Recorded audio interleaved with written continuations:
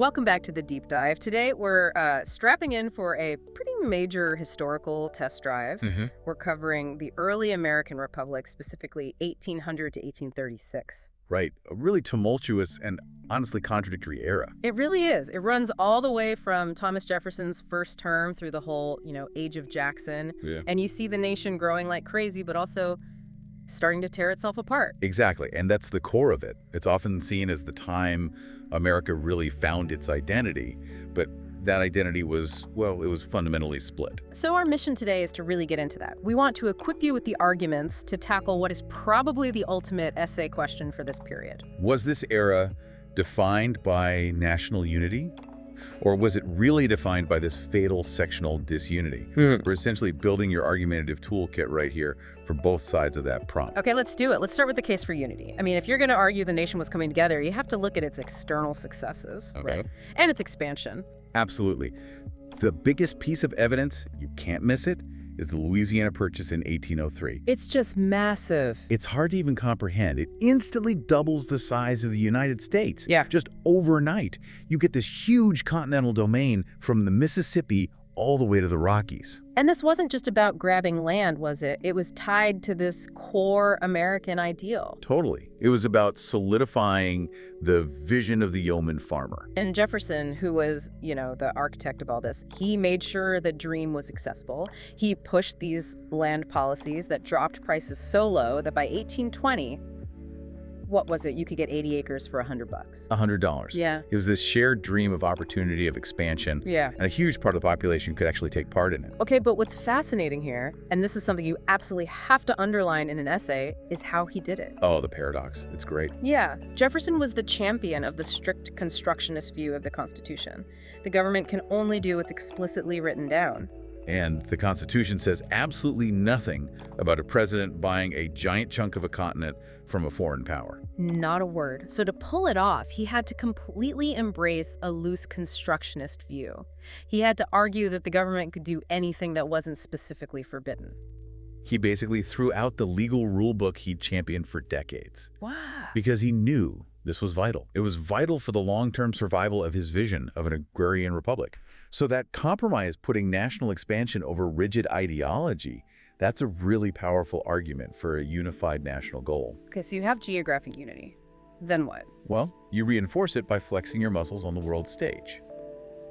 Which brings us to the War of 1812. Often called the Second War of Independence. And for good reason, it was crucial. It definitively ended the constant harassment of American ships by Britain and France, especially that horrific practice of impressment. Where they would just kidnap American sailors and force them into the British Navy. Exactly. Winning that war secured American sovereignty. It basically told the world powers to back off for good. And it also created a true national hero. Andrew Jackson, the hero of the Battle of New Orleans. And at this point, you have to remember, he wasn't the polarizing figure he'd become later. He was genuinely loved everywhere, north, south, west. So he was a unifying figure. A figure of strength the whole country could rally behind. Unity through military victory. Okay, so we have territory, we have sovereignty. What's the third pillar for the unity argument? The Monroe Doctrine. 1823, this is the U.S., which is still, pretty young country. A fledgling power, really. Right, and it stands up and declares leadership over the entire Western Hemisphere. It tells Europe, Britain, France, Russia that the age of colonization in the Americas is over. Hands off. That is a bold, bold statement. It's an incredibly bold statement of unified American power. It showed that despite all the fighting internally, the U.S. had a singular foreign policy. So if you're writing that unity essay, you hang your argument on those three things: land, sovereignty, and global leadership. Okay, but that's the view from 30,000 feet. Let's zoom in. Because when you look closely, you see the cracks, the fault lines. This is the argument for disunity. We have to start with the fatal flaw of the whole period: sectionalism. Define that for us. Sectionalism is basically the opposite of unity. It's when your loyalty is to your region, the North, the South, the West, over the nation as a whole. And by this point, these regions had developed, frankly, irreconcilable differences. Economic, political, social, everything. Everything. This is the cornerstone of the disunity argument. Let's break it down. Let's start with the South, the Cotton Kingdom. Their economy was almost entirely dependent on agriculture, and really just on cotton. By 1860, Cotton made up nearly 60% of all U.S. exports. And that entire economy was built on one thing. One thing, the institution of slavery. And this economic reliance created a really dangerous shift in thinking. How so? Well, early on, many Southern leaders would call slavery a necessary evil. They'd sort of admit it was wrong, but claim they couldn't survive without it. But that changed. By the 1830s, that language is gone. It's replaced by the defense of slavery as a positive institution, a moral good. And that difference in basic human values, Yeah. that's the deepest crack in the nation's foundation. And their economy dictated their politics, especially when it came to things like tariffs. They hated tariffs. They saw them as a scheme by northern manufacturers to inflate the price of imported goods. Can you just walk us through how that worked? Sure. So, northern textiles were more expensive to make than, say, British textiles. A high tariff on imports made the cheap British stuff more expensive than the local American stuff. So it protected the northern factories. Exactly. But for the South, which exported cotton and imported European goods, it just looked like a way to wrench money out of their pockets and hand it directly to, as they'd say, Yankee manufacturers. An unfair tax, basically. A structural economic attack. That's how they saw it. Okay, now let's contrast that with the North, the industrial Northeast. It's the polar opposite. Their economy is all about urban manufacturing. Textiles, powered by rivers, using that innovative Lowell system with young farm women. And politically, they needed the exact opposite of the South. They needed high tariffs to protect those new industries. And they desperately needed internal improvements, roads, canals, to get their finished goods to the growing markets out west. And you also have a social dimension here with immigration. A huge one.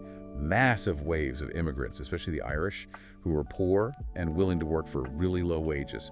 They started replacing the farm girls in the factories, which sparked this intense anti-immigrant feeling. Nativism. Pure nativism, a deep prejudice against anyone not born in America. It was a really ugly source of social disunity in the North. Okay, so we have North and South. What about the West? The West is the breadbasket, grain farming, food production. And their number one goal is infrastructure. They need roads and canals like the Erie Canal or the Cumberland Road to get their crops over the Appalachian Mountains to the cities in the east. And its population is booming. Booming. Filled with American migrants from the North and also German immigrants, who were generally seen as a bit quieter and more industrious than the Irish.